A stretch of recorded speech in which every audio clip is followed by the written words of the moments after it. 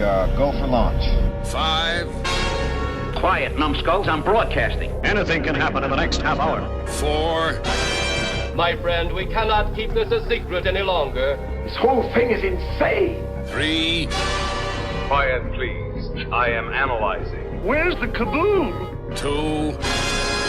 There was supposed to be an earth-shattering kaboom. 1.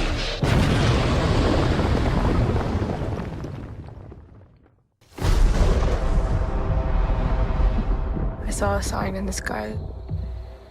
I'm ready. Maui, Nita.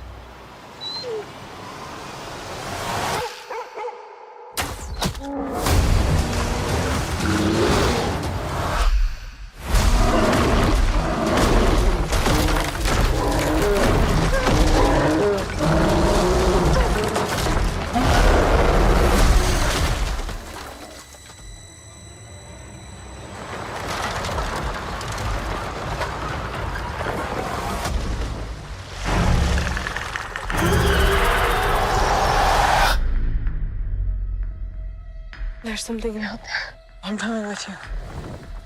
You can't. I'm trying to protect you. Protect me from what?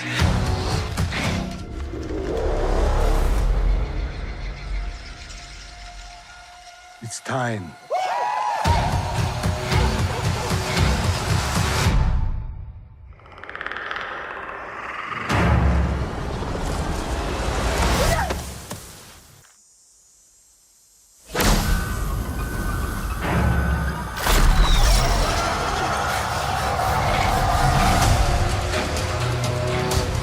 It knows how to hunt.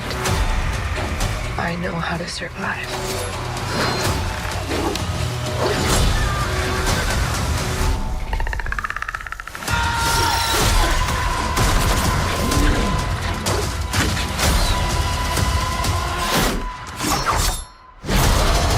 Whatever did this, I can kill it.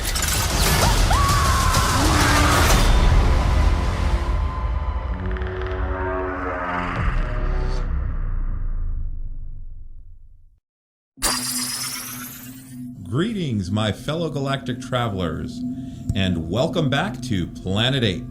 This is your mission commander Larry speaking to you from our hidden base.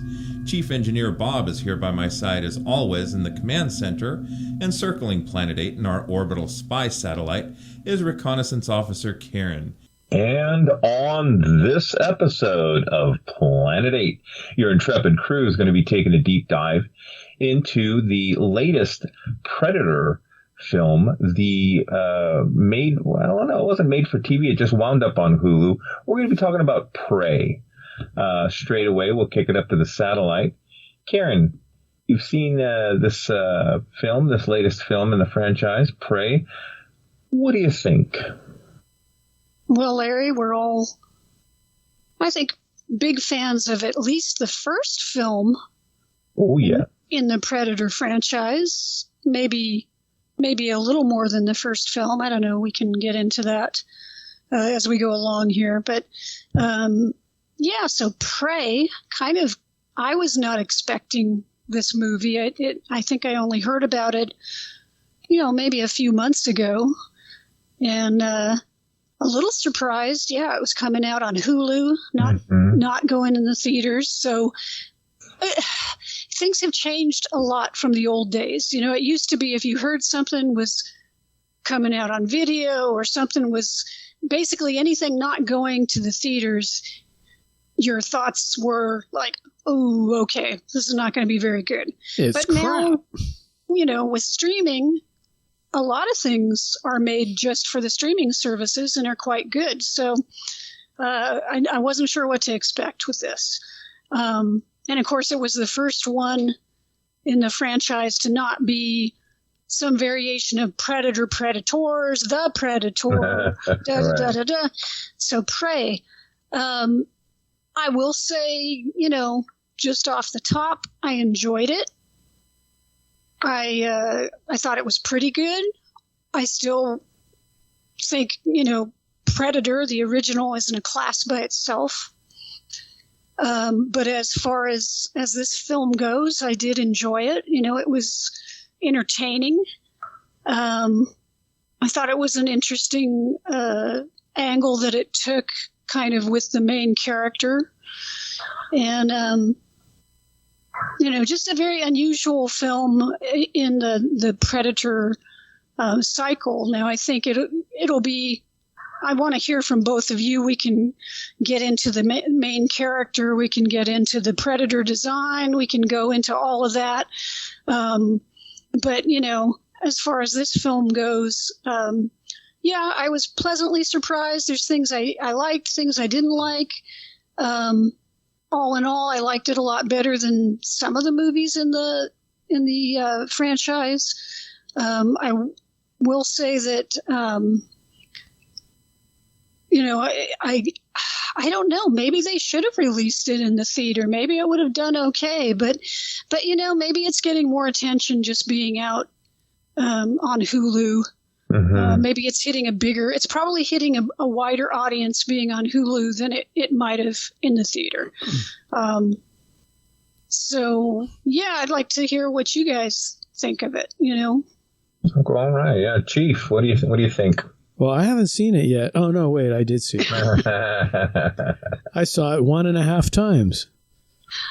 The first time I fell asleep, not due to the movie. I'm at that age now where I can't start a movie after 9 o'clock or I'll never make it through. But I know that feeling. So that was the first time through, and then I watched it again last night for this. And no, I really liked it. And I don't know if it was always meant to go to streaming. Supposedly the concept went all the way back to like 2016. Mm-hmm. And for a while it was even called like Skulls. Right. And then it became Prey.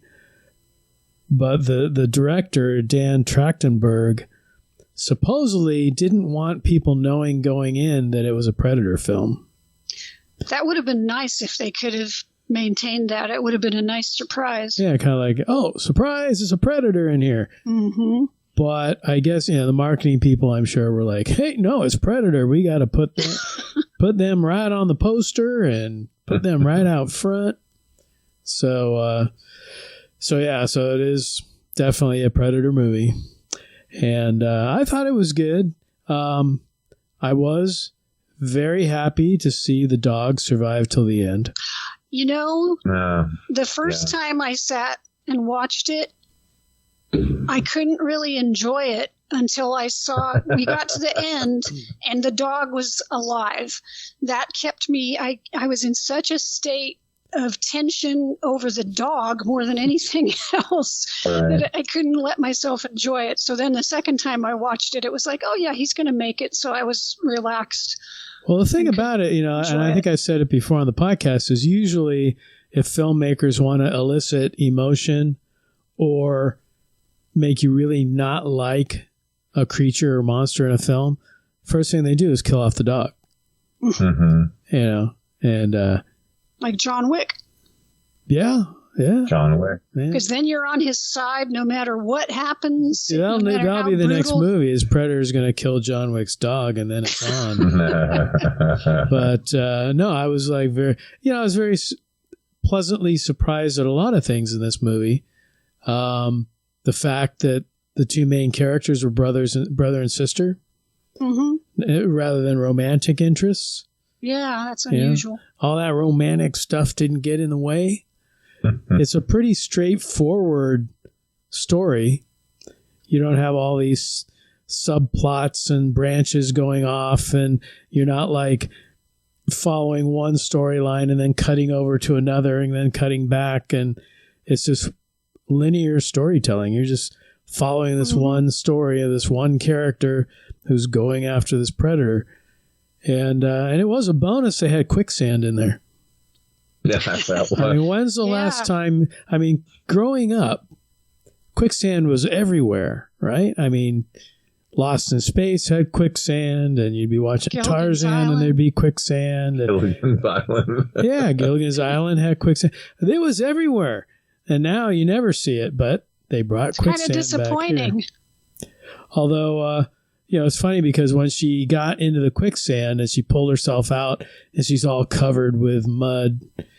I'm thinking, so the Predator's not going to see. I thought that was going to be much more of a story point. Right. Like, okay, like Arnold in the first one, the Predator won't see her because she's covered in mud. But then she goes and just washes it off and everything's cool. But yeah, they pulled a little fast one on. Everybody's expectation was, oh, she's going to have the mud on her, and then the Predator's going to show up and he won't be able to see her. But instead, they were just setting you up for the ending, which I thought was pretty clever. Kind of a couple times in the movie, because there's also the time where she comes across all the dead water buffalo in the field, and you think, oh man, the Predator killed all these water buffaloes.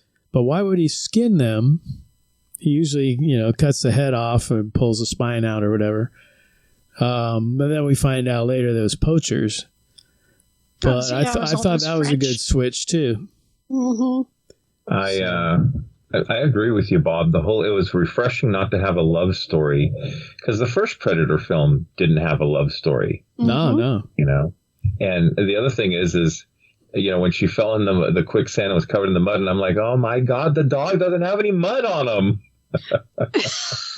Hurry up, dirty up the mud. Man, that dog got away from the bear. He got away from the poachers. He was integral in the last battle against the Predator. He jumped on it. As soon as he jumped on Predator's back, I'm like, oh no, this is it. This is where he gets it. Yeah, that's a dog you keep. You don't eat that dog. No, he escaped a few scrapes. So good for him. Sorry, the dog. I did read that. I can't remember what his name is in real life, but he was adopted and trained for the film. Yeah, I saw that too. Oh, Coco. Coco, yeah. They didn't go out and, get a trained dog or bring a dog trainer in or any of that. He was basically brought in and trained for the movie. Well, it was a good little dog, because I bought everything that was going on with the dog in that film. But all three of us have dogs, and I think we're softies for dogs. So. Oh, absolutely. Well, always. But, and then, like I say, it was nice to see a movie that's just straightforward. Here it is. Mm-hmm. Come follow us. And I thought it was kind of a gutsy move to do a movie based on Indians. Because, the Washington Redskins had to change their names, and Cleveland Indians had to change their name. There's all this real sensitivity against Indian stereotypes. Although in this movie, most of the cast were all Cherokee, and they did bring in an expert on the Cherokee race, and made sure Comanche. that they got everything historically accurate. So it was, it was a good film, and I can see how and why they did it. I just think, at some point along the way, some Disney executive or whatever would say, wait a second, we can't do Indians. I think what worked in their favor is that they had, this Native American nation before they were put on a reservation, and there was a reverence and a respect for these warriors and the culture. It was a Comanche, right? If I'm not mistaken. And, and they were fierce and they were smart, and sure enough, the female lead, spoiler alert, gets the better of the Predator. So I didn't take it as like it was a stereotype, or I know there's sensitivity around, using the name of, rather, they're American Indians, they're Native Americans, they're not Indians. Indians are from India. Yeah, that whole cliche stuff. But yeah, it was actually refreshing to see that, and that you didn't need technology. She had that hatchet, she was very proficient with it, and, spears and knives and things.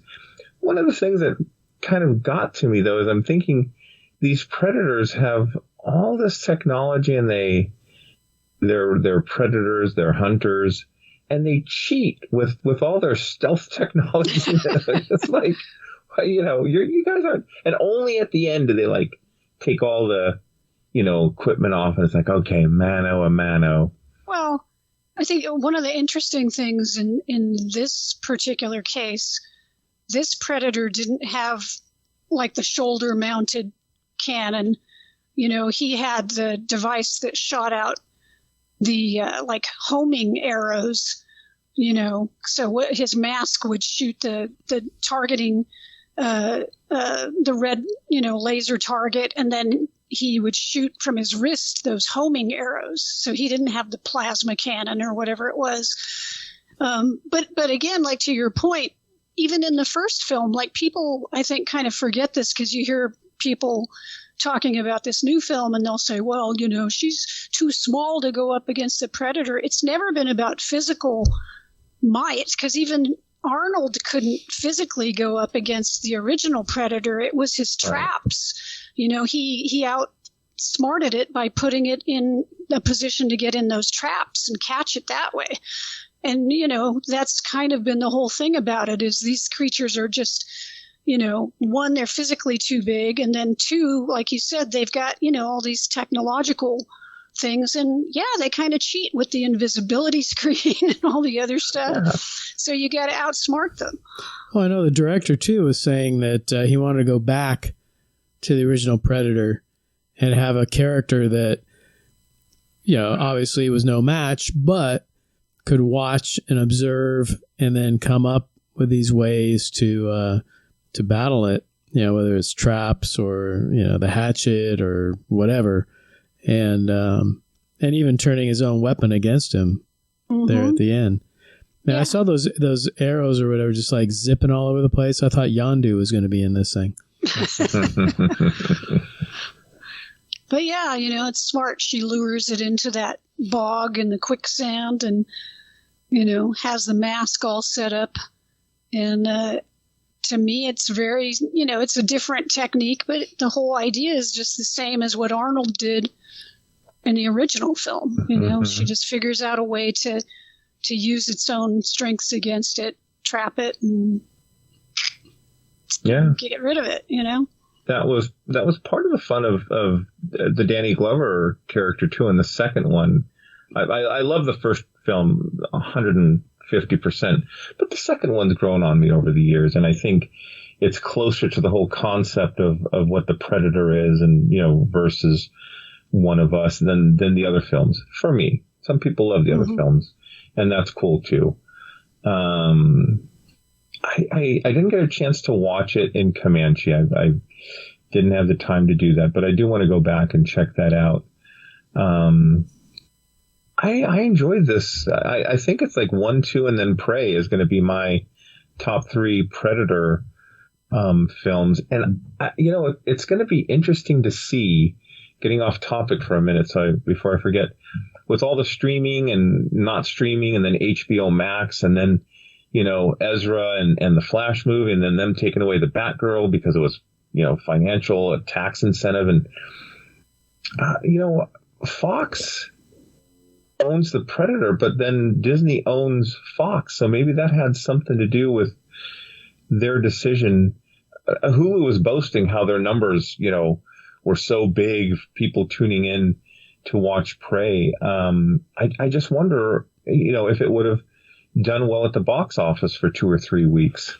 But yeah, it's hard to say. I don't feel like there's a lot of competition for it right now, but I know I was looking at one article and they said historically the Predator movies haven't done huge box office, but, you know, again, it's a different time, it's a different story, and who knows, maybe it could have done well. Well, so we also have like all these streaming services all fighting each other for survival. Yeah. You know, some are just kind of hanging on.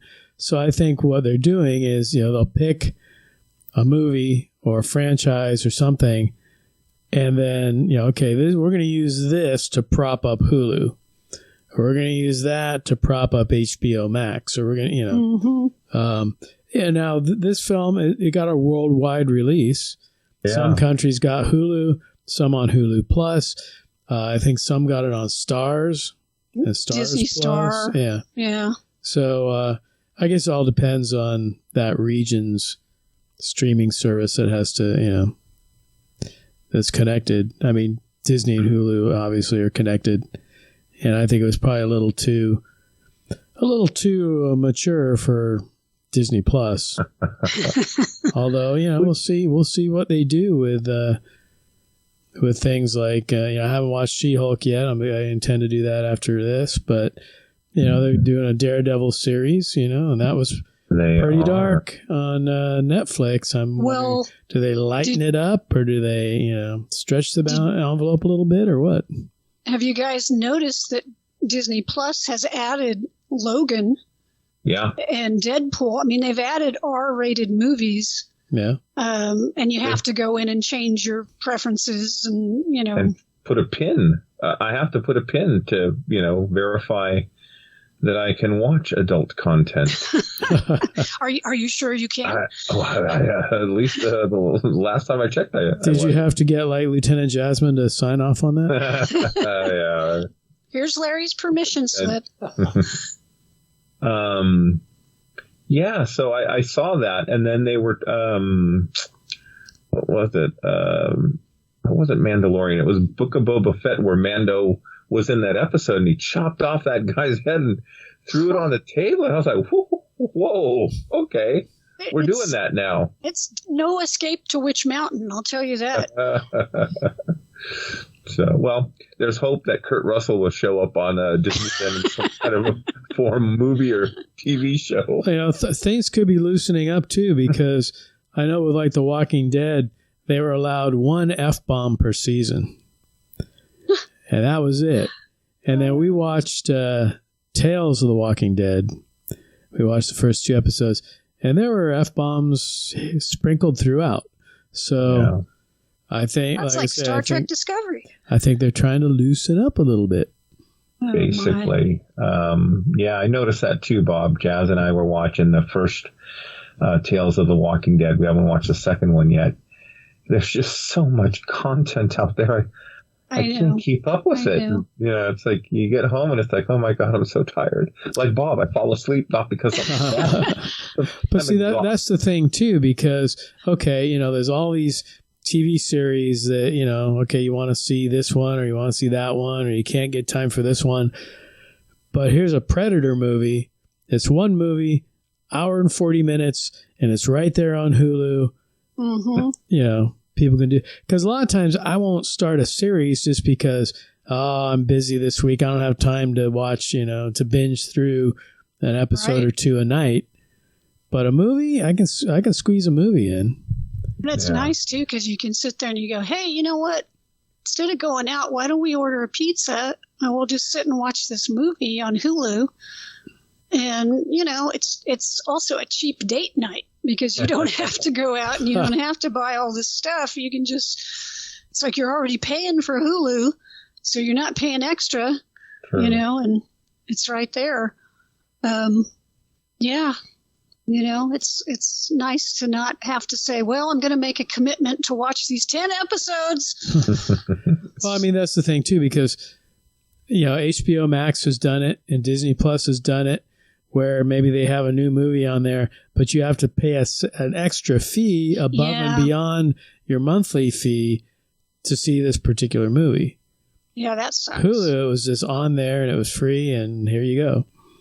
Well, I think that goes back to what you were saying about, these streaming wars. They have to have content to drive people or to keep people, subscribing. So they say, hey, we're just going to, drum up a lot of publicity for this. We know people loved Predator. Let's get them, to hang in there, and we'll just really promote the heck out of this thing.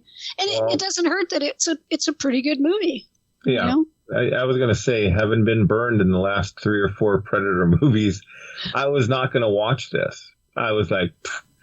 And, I don't really go with what critics say, but you're looking online, you're checking Twitter and Facebook, and then you talk to your friends. And it was like a mostly positive, review and comments. And so I'm like, okay, well, let me check this out. And I was pleasantly surprised. So, before we get too far away from the movie, there's 2 things I wanted to talk with you guys about for sure. Mm-hmm. One is supporting cast, because the original Predator and even some of the follow-up movies one of the things about those films are the supporting cast. And I kind of feel like there wasn't much supporting cast in Prey. And then the other thing we have to talk about is the redesign of the Predator. Good point. I think the dog was like the secondary cast for most of this film for me. It was like...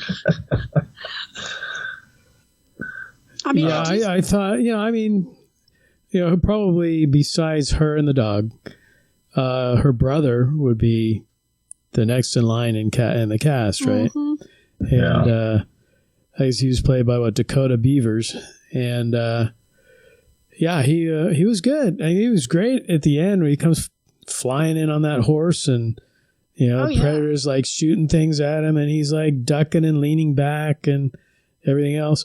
And I heard that the expert on the Comanche race that they had basically read the first script and said, there are no horses in this thing.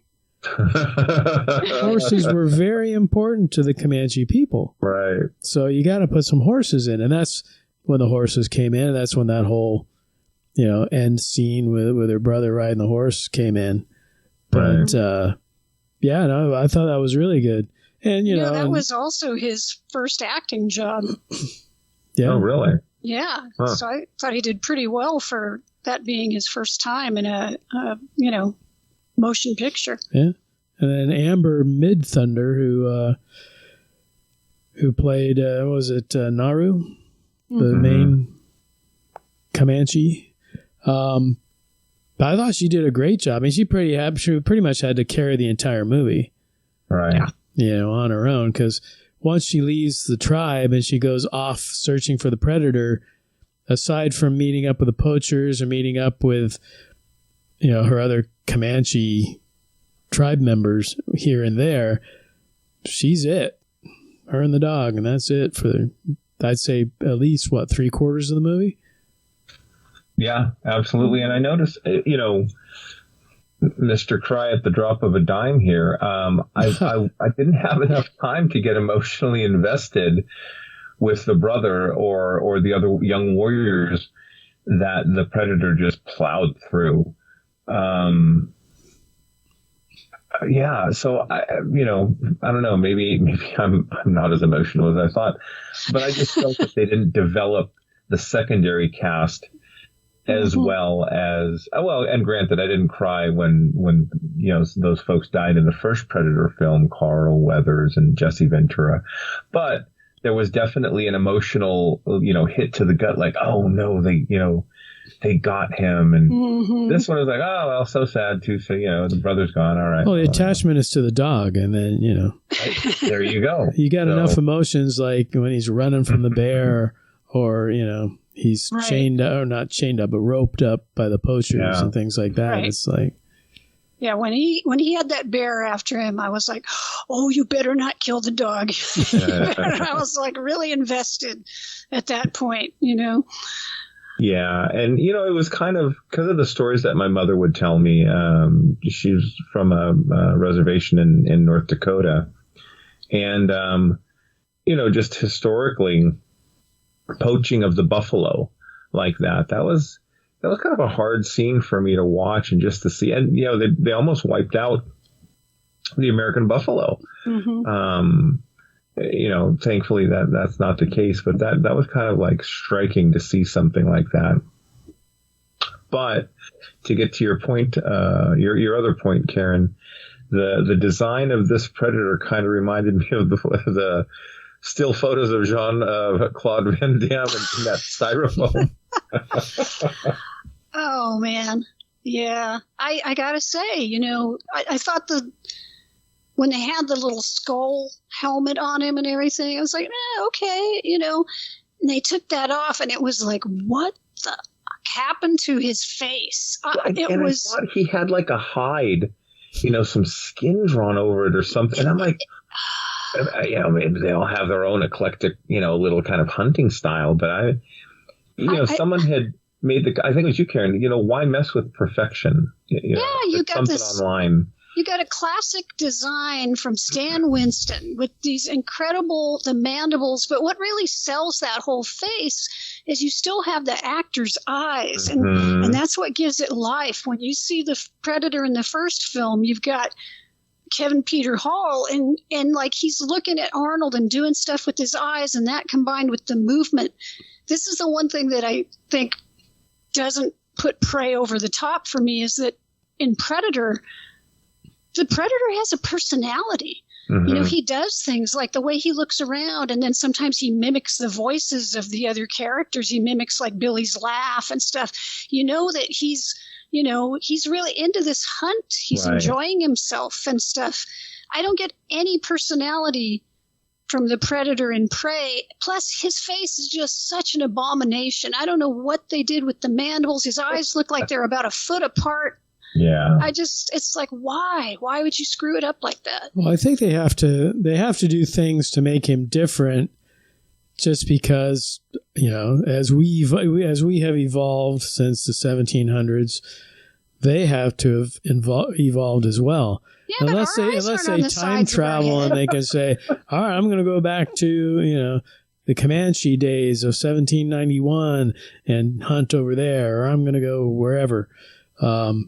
You know, they have to show some kind of evolution in the Predators. I mean, some of the other movies have shown variations in appearance with, you know, skin tone or the modeling, or, you know, they've done things to distinguish them. But it's like the change they did with the Klingons in Star Trek Discovery. It was like, what the actual? I mean, they don't even look like Klingons anymore. And to me, it's the same kind of thing. It's like, you can change it up, you can vary it, but, you know, when you go so far away from the design that you're just sitting there going like, what is this? Like, it doesn't make any sense anymore. That it's a problem for me. Well, did you have that reaction first time you saw Star Trek the Motion Picture, and here's these Klingons with all the ridges on their heads and everything? You know, the thing about that was like, I had been prepared to know that, oh, we have a bigger budget, so we're doing that. And I thought they looked kind of goofy. But I could kind of say, oh, well, okay, bigger budget. So the fact that they went from no makeup to makeup, it was like, okay. But to go from a design, a really cool design, to a shitty design is, I mean, let's face it, the Klingons in Star Trek, the TV show, were just guys with dark paint and a beard. They look like people. They just look like Earth people. To me, there's no real design there because they have no money. They don't do anything with them. So it's like, oh, anything they do is an improvement, basically. With Predator, you already have one of the best designs ever for an alien. And then you're going to do all this weird shit with it and put the mandibles like way out on the sides, the eyes. He just looks like he's had some sort of horrible accident. Maybe he did. Maybe he's a handicapped predator. Well, I appreciate Bob trying to rationalize. Yeah, I get that. Part of the problem with because I was trying to figure out like, well, is it it hasn't evolved into the Arnold version, but the Comanche looked like we look today. I mean, they didn't have like a third ear or something. So I think, and maybe Predator evolution doesn't take millions of years. Maybe it just takes like, a couple hundred years. Well, you guys, it's science fiction. They could have had different species. They could have. I'm just saying the original Predator looks way cooler than. Well, see, too, if you're trying to take the Predator race back a few hundred years, and, okay, let's say, the original idea would be, well, they're going to use spears and knives and things. Well, they came in a spaceship. So they've got to have some, advanced technology. You're not going to fly all the way to a planet in a spaceship and then jump off with some spears and knives. Well, maybe it's like an Enterprise where the Xindi had 4 different variations of the species. So maybe this Predator was like a water predator. They could have totally different. They could use genetics and mutate themselves. Who knows? Yeah, I'm just saying from a standpoint of a viewer wanting to see like a really cool makeup, I was disappointed. And I know some of it was real and some of it was CGI, but whatever, the design disappointed me. It was still a good movie. I agree with you. And, it was still a Predator good movie. Ran around and jumped and did stuff, but yeah, that face to me was just like missed opportunity. Yeah, the other thing, I mean, because it is iconic, and actually, I fell asleep in the latest Jurassic Park. I haven't gone back to watch it, but you're not missing anything. Don't start those movies after 9 o'clock. I'm telling you. I know, right, Bob? But especially with like a beer or something. Oh my God! the T-Rex and other dinosaurs, they, looked like the first film. They didn't really, and granted, it's only been like a decade or 2 or 3 or whatever, not hundreds of years, but I don't know, if something works, you don't really, Darth Vader and Obi-Wan. I mean, they kept the look. Darth Vader and Rogue One. Just aesthetically, that's what we. And I'll tell you, just as an aside, you take someone as iconic as Doctor Doom for comic book fans, and they put him in those Fantastic Four movies, and it's like, why did you make an organic? I know. Version of, it's like he's like Colossus, and it's like, what the hell? But anyway, I digress. Sorry about that, kids. Well, that could even be the next Predator movie. Would be Predator versus Doctor Doom. Some Predator lands in Latveria, and it's on. Disney owns everything now. Yeah, I mean, Disney could cross over everybody. Phase 6, we're going to find out. Ant-Man versus Predator. Could happen. And then, if you watch The Boys, that fight could be real quick. If Ant-Man's willing to take the plunge. Apparently, that's what he has to explain away in his book. Scott Lang has to explain why he didn't kill Thanos that way. Well, missed opportunity. Missed opportunity. It just didn't cross my mind. Or it's just too damn gross. I don't want to do it. It could be. Who would? Let me ask you guys, was the bear CGI or was it real or a combination of the two? It was terrible CGI. I think this movie would have benefited from a slightly larger budget. I think it looks really great when they're showing the landscape because it's beautiful country. I think they filmed up in Canada, Western Canada, and it looks gorgeous. But I think where you start to see the lack of money is some of the scenes with the animals because they're CGI and it looks a little wobbly. So is the bear better or worse than in the Hulk? Are you talking Lou Ferrigno? Yeah. Where they just have like he fought a bear. Where they have like a bear skin that he just throws. Big stuff bear. It's a toss-up. Hey, neither of them are as good as Lon Chaney Jr. in The Wolfman. I give you that. We had an actual bear. I don't know which was more drunk, Lon Chaney or the bear, but, There is, again, going off topic, but there's this wonderful interview of Roddy Piper, who we talked about when They Live. And maybe I just told the story then about the bear, and he had to wrap a bear with the hose. But anyway. We have bears on the brain. I think it would be interesting if they would continue the Prey version of the franchise with more, if you will, prequels in different parts of the world. Feudal Japan would be interesting. A Predator going against the samurai, or a Roku, or anyway. Ronin. Yeah, sorry, not Roku. Ronin. Predator better not touch my Roku. Yeah. Well, I think that almost the commander's bedtime, so the gray matter's not firing the way it should.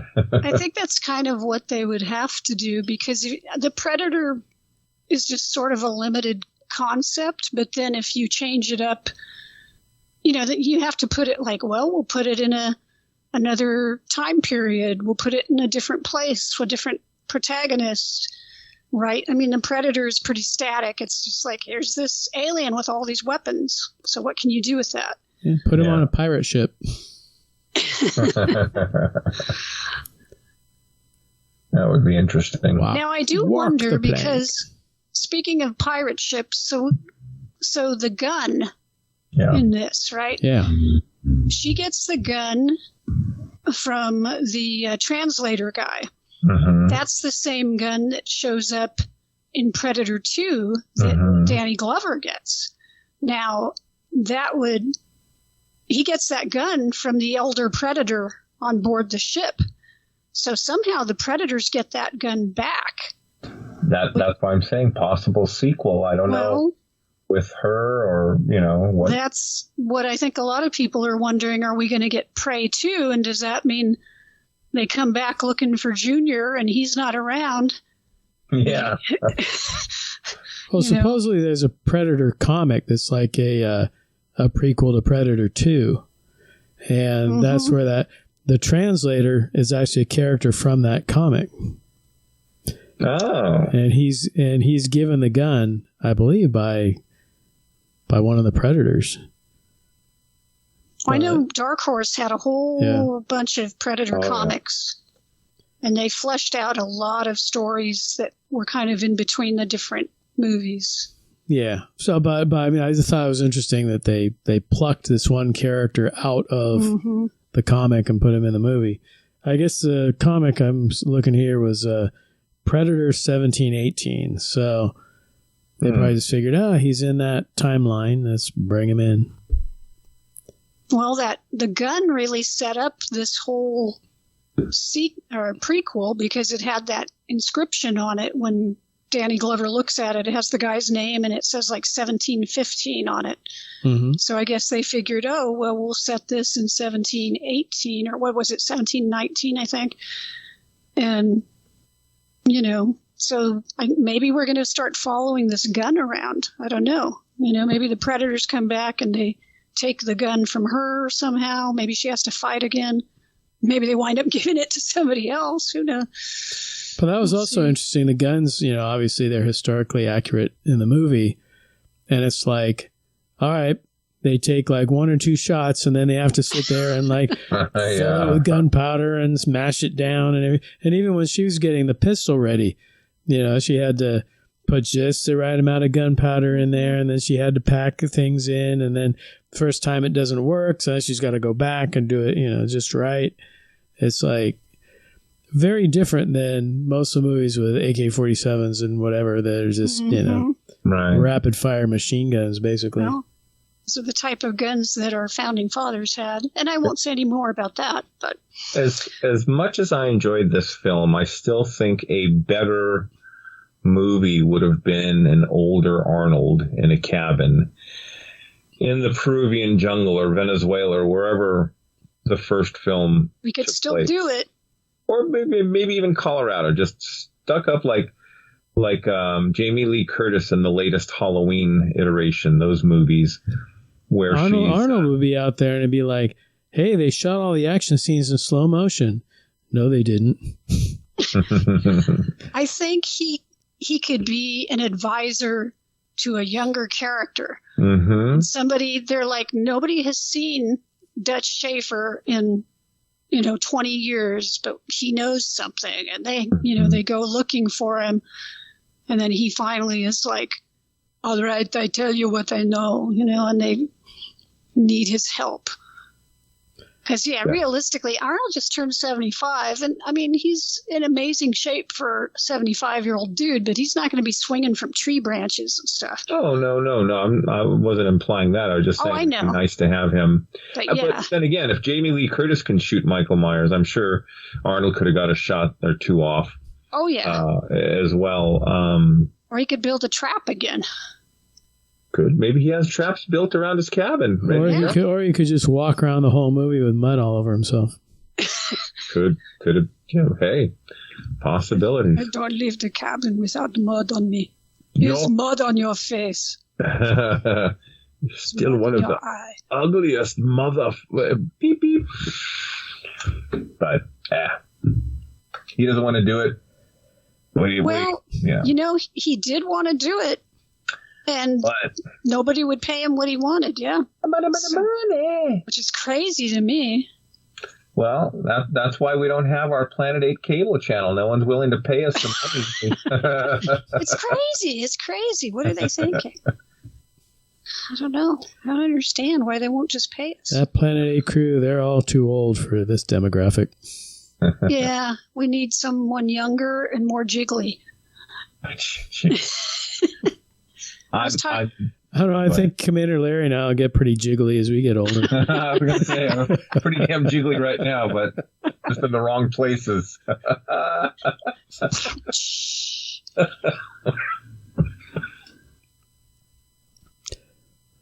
So there we go. We lost Commander Larry. He's choking on the joke. I had to silence my mic. Well, and any last words, any thoughts on the movie Prey or the Predator franchise or anything of that nature? If not, we're going to jump into our censor sweep. Well, I'll just say it's always nice when you have a movie series that's, let's say, over more than a trilogy. Yeah. And you can still get a movie as good as this. Mm-hmm. Hey, it's kind of like the Abbott and Costello films where some of them were kind of and then towards the tail end of their career, they come up with Abbott and Costello Meet Frankenstein, which I think is like a great Abbott and Costello film. And I think this Prey movie kind of falls into that. If they do another one, will it be as good? There you go. You can do another period piece and have Abbott and Costello meet the Predator. And I would pay to go see that movie. You never know. I will say I was pleasantly surprised. I always have kind of a skeptical outlook on things. No. Yeah, I know. Can you believe it? But I was pleasantly surprised. And so I would just, to anybody out there who hasn't seen it, thinking about seeing it, I would say, hey, it's worth an hour and 40 minutes of your time. Make some popcorn, sit back and enjoy it. It's worth sitting your butt on the couch for. Yeah, and hopefully, maybe this will continue and we'll get some more good Predator films. If not, we still have at least 3, maybe 4 that are pretty decent. So, Yeah. I will say, just kind of in the vein of the American Indian folks in this movie, Jazz and I watched a series called Dark Winds. I'm pretty sure it's Dark Winds.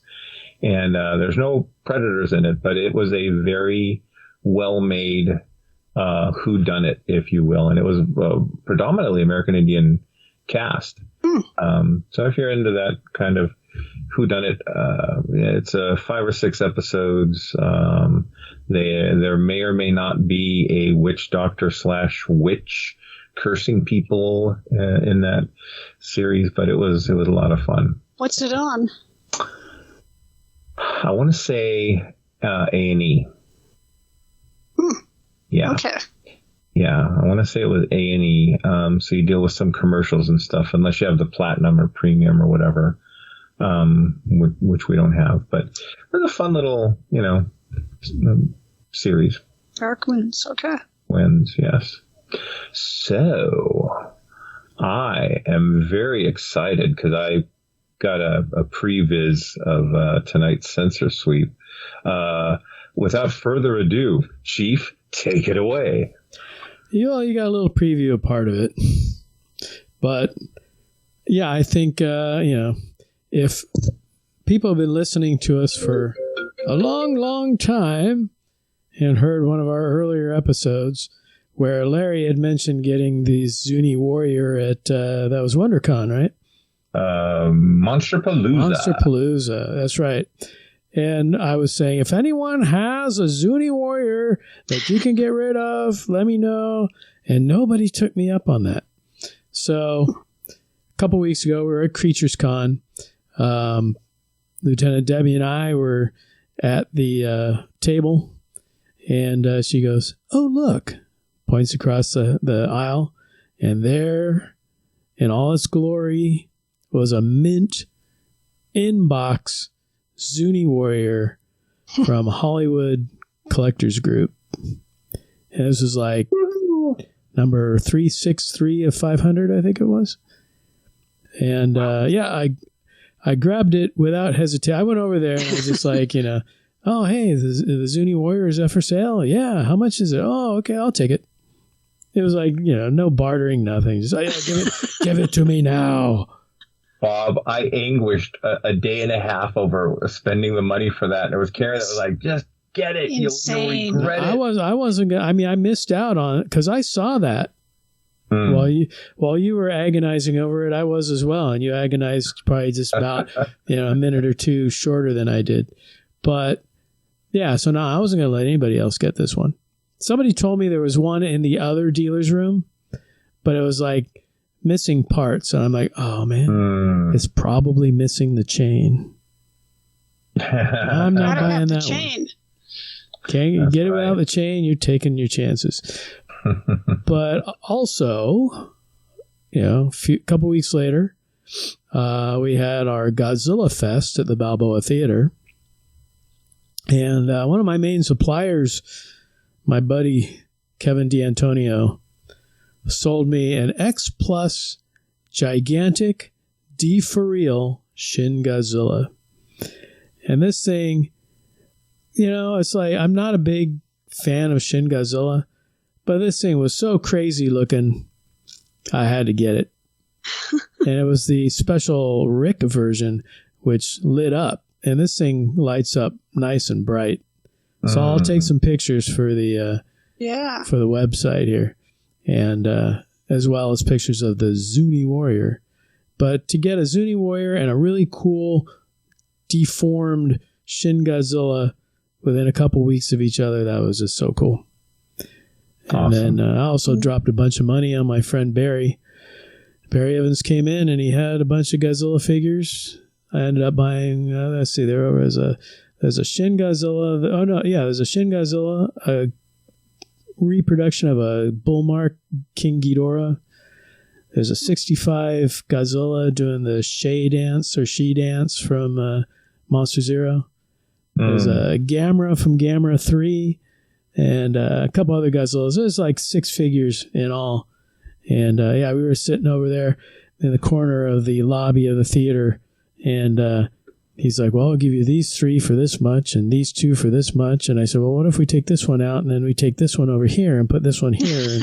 And we were there for a good 5-10 minutes just shuffling around figures, both vinyl and money, to figure out what the final sale would be. But needless to say, I won't be spending anything for a while. But but then again, the Super Toy Show's this weekend.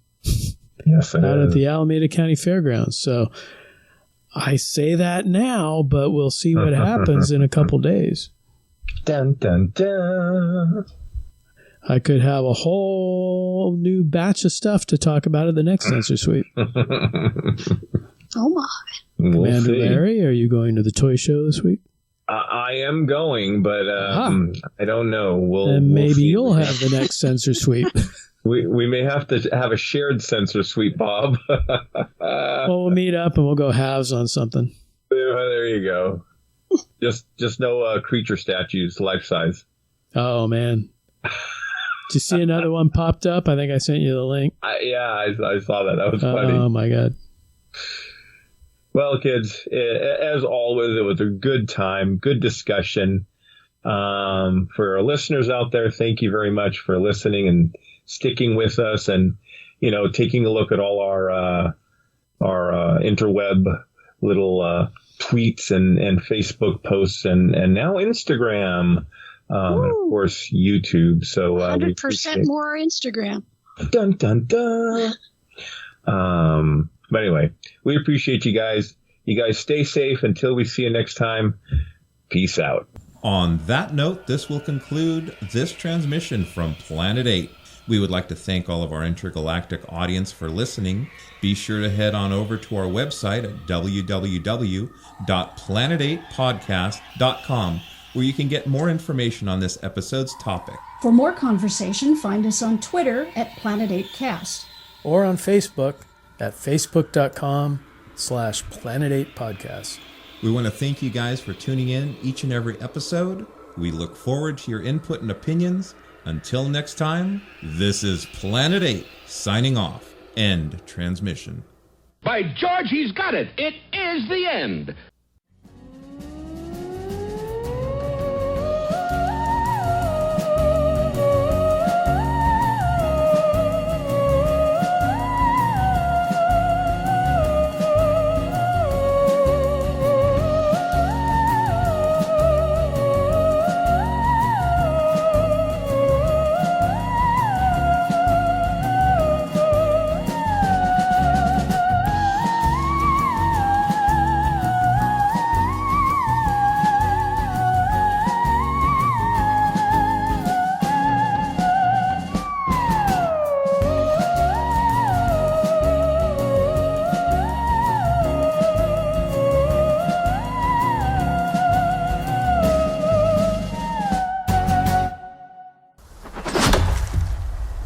Why do you want to hunt? Because you all think that I can't.